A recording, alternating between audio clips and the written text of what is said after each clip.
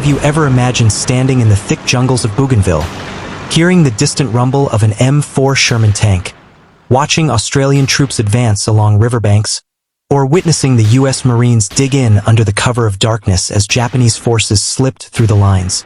What if you could see the focused eyes of New Zealand officers during inspections, or feel the awe of soldiers surrounding a captured Japanese Zero fighter, seeing it grounded for the first time?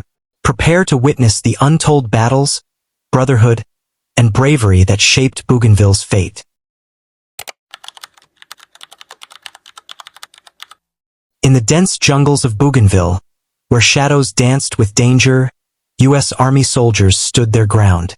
Each night, Japanese forces crept through the darkness, testing the resolve of weary men. But at dawn, courage surged. With M4 Sherman tanks rumbling ahead, American infantry advanced, hearts pounding, boots sinking into the mud of sacrifice. Gunfire cracked like thunder. Fear was real, but so was duty. On this forgotten island, brotherhood was forged in fire. Every step forward was a battle won, not just for land but for freedom. Their grit lit the path in one of history's darkest hours. Late 1943, Bougainville, Piva Airfield hummed with purpose. Here, amidst the war-torn Pacific, U.S. Navy officers gathered, not for battle, but for resolve. Among them stood giants of command: Commodore Worrell R. Carter, Vice Admiral Aubrey W. Fitch, and Major General Ralph J. Mitchell. With Under Secretary James Forrestal's party, they surveyed the frontline pulse of war. Each footstep on that muddy ground carried the weight of strategy, sacrifice, and hope. These weren't just inspections, they were affirmations of commitment, reminders that leadership meant standing with the men in the fight. In the heart of war, unity became their strongest weapon. March 1945, along the winding Mazajeta River, the 61st Battalion of Australia's Queensland Cameron Highlanders pressed forward. Bougainville's jungle was thick, humid, unforgiving, but so was their resolve.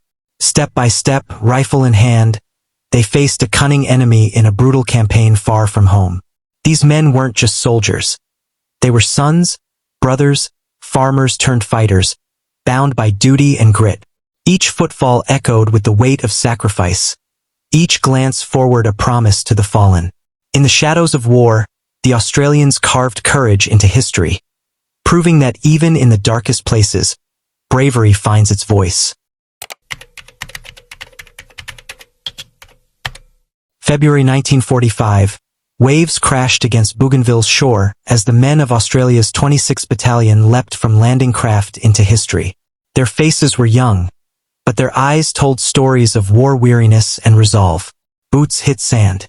Rifles gripped tight. Each man carried more than gear. They bore the weight of duty, of mates left behind, of victory yet to come. The jungle awaited, thick with danger. But these soldiers, hardened by years of fighting, pressed forward without hesitation. This was more than a landing, it was a testament to courage. On Bougainville, the 26th walked into the unknown and helped shape freedom's path. June 13, 1945, Bougainville's war-scarred soil welcomed a figure of honor. Sir Cyril Newall, Governor-General of New Zealand and Marshal of the Royal Air Force, stood among his men at HQ-2 Corps. With Air Commodore G. Roberts and Flight Lieutenant H.A. Farrar at his side, he inspected the Royal New Zealand Air Force installations, not just as a leader, but as a symbol of unity and pride. Amid the echoes of war, his presence lifted spirits, reminding weary airmen that their sacrifices were seen, their courage honored. In a world on fire, leadership came not just in command but in compassion. Deep in the dense jungles of Bougainville, these African-American soldiers from the U.S. Army moved with caution and courage. Surrounded by silence, save for rustling leaves and distant echoes of gunfire, they pressed on through terrain as unforgiving as the war itself.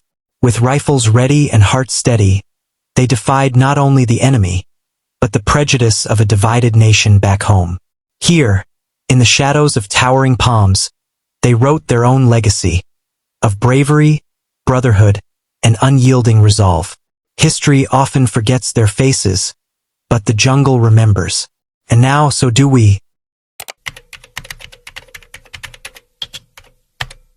In the fading light of World War II, Japanese soldiers on Bougainville marched not in conquest, but in surrender. Once fierce adversaries, now weary, disarmed men. Their boots fell heavy on the dirt road of defeat. For years, they fought in dense jungles, far from home, fueled by duty and desperation. But war spares no pride. As they walked in silence, they carried not only their belongings, but the weight of a crumbling empire. Behind their stern faces were sons, brothers, fathers, human beings lost in the tides of history. This was not just the end of a battle, it was the end of belief.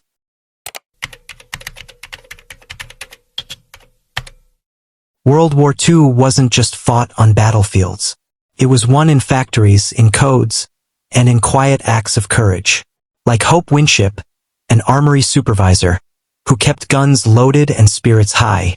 Her name fades in history, but not her impact. "We do our part," she wrote. "No medals, just duty." Their war wasn't glamorous, but without them we wouldn't be here. Bougainville, 1945. The war wasn't over everywhere, but for these Australian troops, it was time to go home. With weary eyes and sunburned skin, they boarded the barge, each step echoing months of fear, loss, and courage. Ahead, a troop ship waited, freedom on the horizon. Behind them, jungle battles and fallen mates.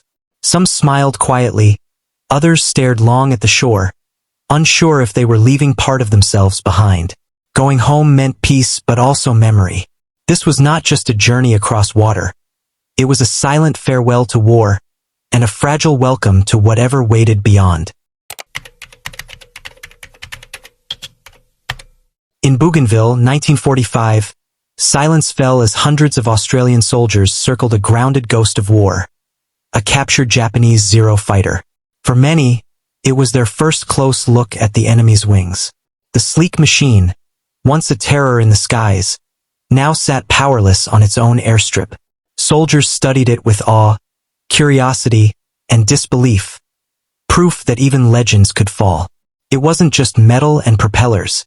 It was a symbol of turning tides.